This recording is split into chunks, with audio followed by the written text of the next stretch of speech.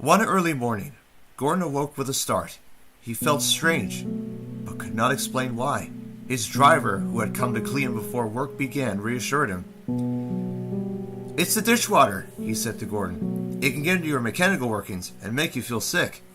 Gordon was satisfied with that explanation, but what was odd was that he couldn't remember falling into the ditch, even though it had recently happened. The memory is fuzzy at best.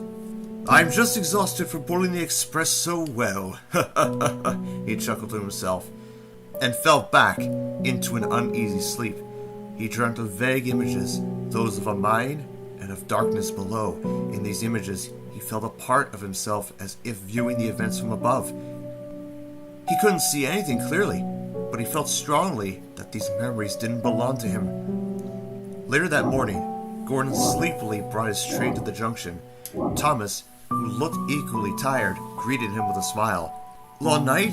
Thomas asked. "Yes, I had some very strange dreams," Gordon replied. "Me too.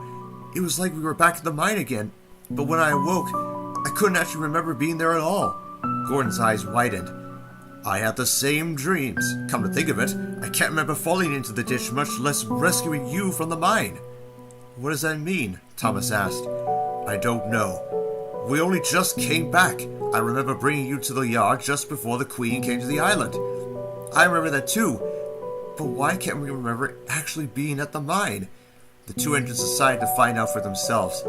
That night, the two of them puffed up the line which led from the big station. They rounded the bend that led to the mines, but were met with the cautionary signs which read, "Danger, collapsed mine ahead." "We'll have to investigate from here," said their crews. They walked past the signs and toward the collapsed mine shafts. They came back a short while later. "What are you doing back so soon?" Thomas asked. "Nothing to see. Let's head back."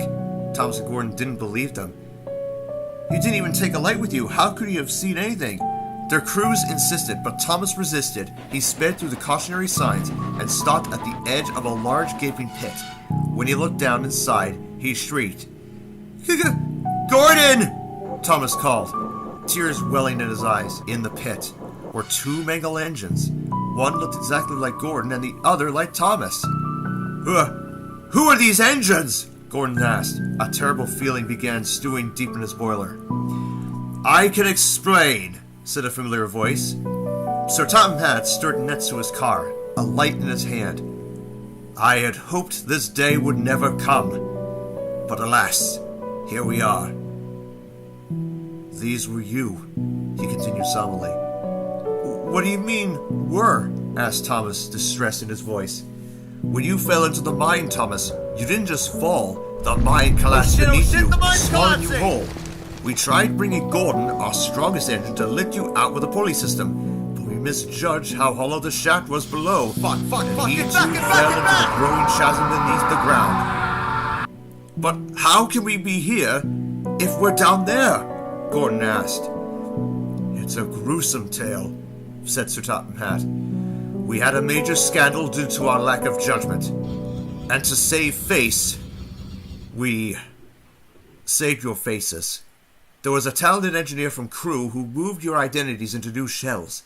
The engines you see below, your former selves, were prototypes."